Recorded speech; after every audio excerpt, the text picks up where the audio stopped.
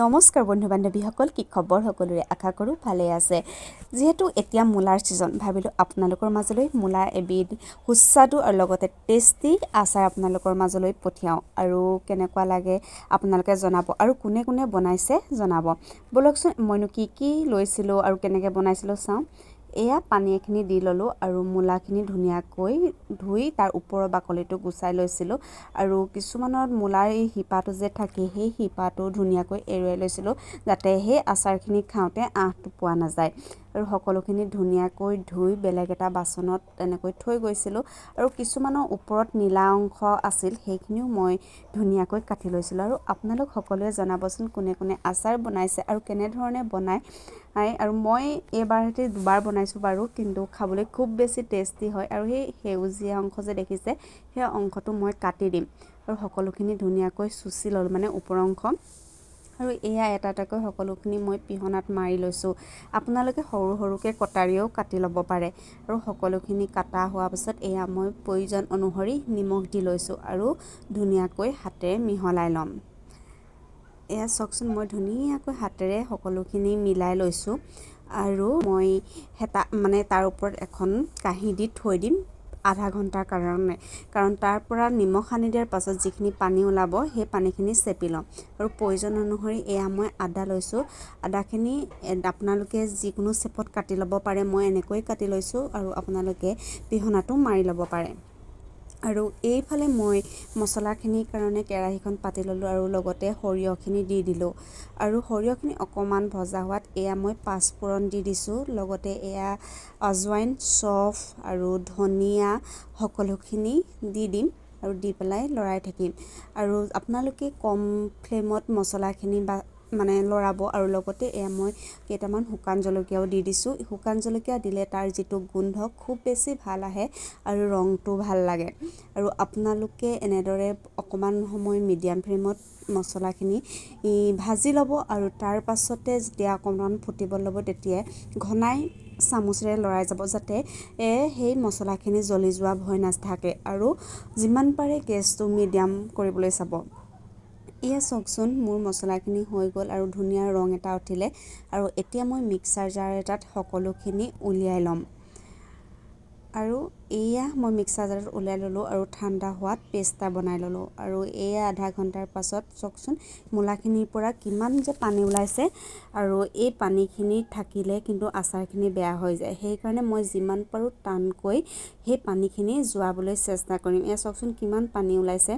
এনেকৈ মই সকলোখিনি পানী মূলাৰ গাৰ পৰা আঁতৰাই দিম আৰু বেলেগ এটা বাচনত থৈ গৈছোঁ। আৰু পানী যিমানেই থাকিব সিমানেই কিন্তু আচাৰখিনি ভেঁকুৰে ধৰা ভয় থাকে, সেইকাৰণে আপোনালোকে যিমান পাৰে সেই মূলা পানীখিনি আঁতৰাই ল'বলৈ চেষ্টা কৰিব।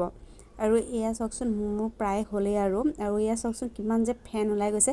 যিহেতু মই নিমখো দিছিলোঁ সেইকাৰণে পানীটো বেছি ওলাইছে। আৰু সেইটো সময়তে মই কাটি লোৱা আদাখিনিও ইয়াত দি দিছোঁ আৰু আদাখিনি দি ধুনীয়াকৈ তাত মিহলাই ল'ম। আৰু আপোনালোকে যিমান পাৰে সৰু সৰুকৈ কাটো বুলি ক'লেও আদাখিনি কাটিব পাৰে। আৰু সকলোখিনি হোৱাৰ পাছত এয়া মই প্ৰয়োজন অনুসৰি হালধি দি দিছোঁ। হালধিখিনি অকণমান মই বেছিকৈ দিছোঁ যাতে ৰ'দত দিম আৰু ৰ'দত দিয়া মাত্ৰক হালধিৰ যিটো ৰং সেইটো উৰি নাযায়।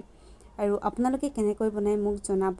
আৰু তাৰ পাছতে মই ইয়াত নিমখখিনি দি দিছোঁ, প্ৰয়োজন অনুসৰি নিমখ দিছিলোঁ। অথনিও নিমখ দিছিলোঁ, কিন্তু যিহেতু পানীখিনি ওলালে সেই পানীত সকলোখিনি নিমখ গুচি গ'ল। আৰু এয়া মই কাশ্মীৰ ৰেড চিলি পাউডাৰ দিছোঁ যাতে মূলাৰ যিখিনি আচাৰ সেইখিনি ধুনীয়া হয়। আৰু লগতে এয়া মই খুন্দি লোৱা মছলাখিনি কম পৰিমাণে দি গোটেই আচাৰখিনি সানি ল'ম।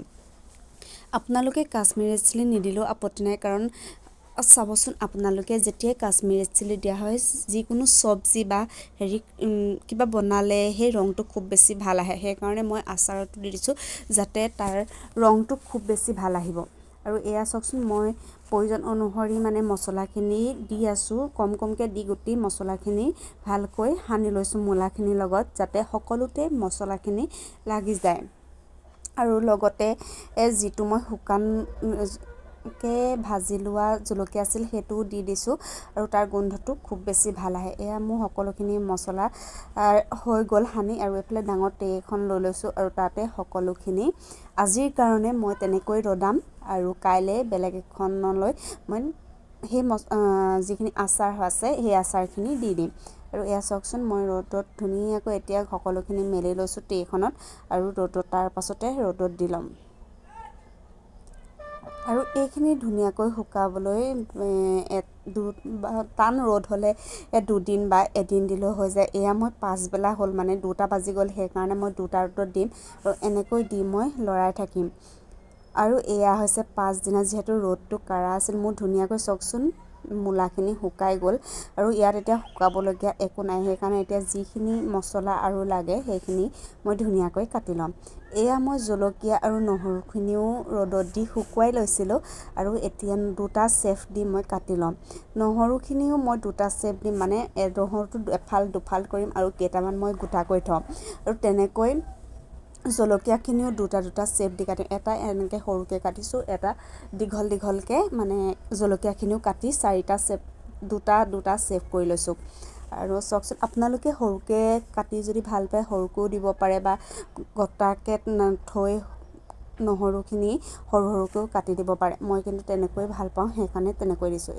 আৰু এইফালে কেৰাহী এখন পাতি ল'লোঁ, আৰু পাতি লৈ গৰম হোৱাত কেৰাহীখন মই এয়া মিঠাতেল দি দিছোঁ। আৰু মই আজি আচাৰখিনি কেঁচা তেলতহে বনাম। বহুতে কেঁচা তেলত বনাব ভয় কৰে, মই কিন্তু কেঁচা তেলত বনাই ভাল পাওঁ। আৰু এয়া তেলখিনি গৰম হোৱাত মই পাঁচফোৰণ দি দিছোঁ, আৰু পাঁচফোৰণ দিয়াৰ পিছত নহৰু জলকীয়া সকলোখিনি মই কেৰাহীখনত ভাজি ল'ম।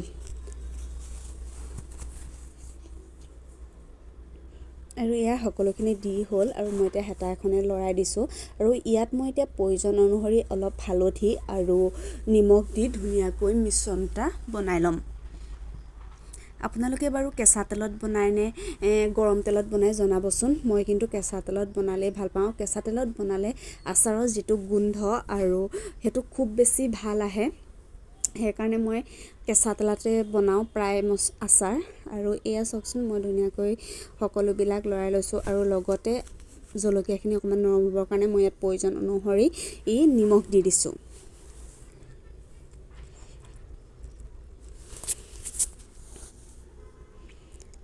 আৰু এইফালে মই গামলা এটাত শুকাই থোৱা মূলাখিনি লৈ ল'লোঁ, আৰু এতিয়া কেৰাহীত যিখিনি মই জলকীয়া আৰু নহৰু ভাজিছিলোঁ সেইখিনিও ইয়াতে দি দিছোঁ, আৰু ধুনীয়াকৈ সকলোখিনি লৰাই ল'ম।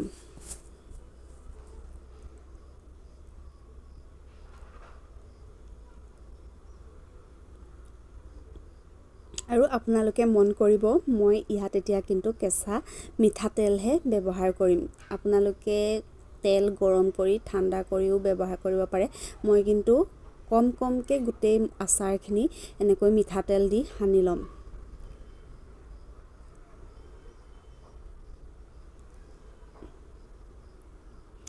এয়া মই নেমুৰ ৰস দিছোঁ। মোৰ ওচৰত দিব পৰাকৈ বেলেগ একো নাছিল, সেইকাৰণে আজি মই নেমুৰ ৰস দিয়েই এই মূলাৰ আচাৰটো বনাম বুলি ভাবিছোঁ। মই 3 চামুচ নেমুৰ ৰস ইয়াত এড কৰিছোঁ, আৰু সকলোখিনি ধুনীয়াকৈ মিলাই লৈছোঁ। আৰু এতিয়া সকলোখিনি মিল হৈ যোৱাত মই আকৌ ইয়াত মিঠাতেল অলপ সৰহকৈ দি দিম, যাতে আচাৰখিনি ধুনীয়া হয়। আৰু এয়া চাওকচোন, কমকৈ দি পেলাই মই সকলোখিনি মিলাই আছোঁ, কিন্তু অকণমান পাছত আকৌ মই মিঠাতেল সৰহকৈ দি এবাৰ লৰাই থৈ দিম। আৰু ইয়াত মিঠাতেল মই ব্যৱহাৰ নকৰোঁ। এনেকৈ সকলোখিনি মূলা মই ধুনীয়াকৈ মিলাই লৈছিলোঁ, যাতে সকলোতে তেলখিনি লাগে। আৰু এই মূলাখিনি আপোনালোকে 1-2 সপ্তাহৰ ভিতৰত খাব পাৰিব, যিহেতু মই এই মূলাখিনি মই অকণমান শুকানকৈ শুকুৱাই লৈছিলোঁ। যদি আপোনালোকে অকণমান কেঁচাকৈ থাকে তেতিয়া এমাহত ধুনীয়াকৈ খাব পৰা হয়। যিমানেই দিন হয় খাবলৈ সিমানেই টেষ্টি হয়, যাতে তেতিয়া সেই মূলাৰ যিটো আচাৰৰ ৰস সেইটো ধুনীয়াকৈ তেলত সোমাই যায় আৰু খাবলৈ টেষ্টি হয়। আৰু সকলোখিনি ধুনীয়া হ'লত মই বটল এটা শুকুৱাই লৈছিলোঁ আৰু তাতে এই সকলোখিনি ভৰাই দিছোঁ। মোৰ 3টা বটল ওলাইছিল আৰু এটা বটলতে আপোনালোকক কৰি পেলাই দেখাইছোঁ আৰু কেনেকুৱা হৈছে আপোনালোকে কৰি দেখাব। আৰু এয়া চাওকচোন ফাইনেল লুক, সঁচাকৈ খুব বেছি ধুনীয়া হৈছিল আৰু অকণমান মই খাই চাইছিলোঁ, খুব বেছি টেষ্টি হৈছিল আৰু এমাহৰ পাছত বা দুসপ্তাহৰ পাছত খাবলৈ খুব বেছি ভাল লাগিব। যদি ভিডিঅ'টো চাই ভাল পালে তেন্তে please like, share and subscribe কৰিবলৈ নাপাহৰিব।